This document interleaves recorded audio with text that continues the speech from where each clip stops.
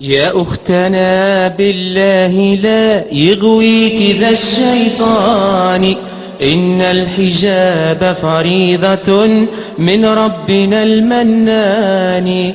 إنا سمعنا أختنا قولا عجاب، قالوا كلاما لا يسر عن الحجاب، قالوا ظلاما حالكا بين الثياب، قالوا خياما علقت فوق الرقاب،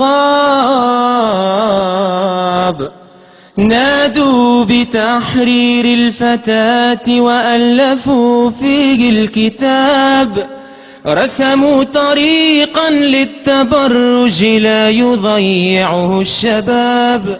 يا أختنا هذا عواء الحاقدين من الذئاب،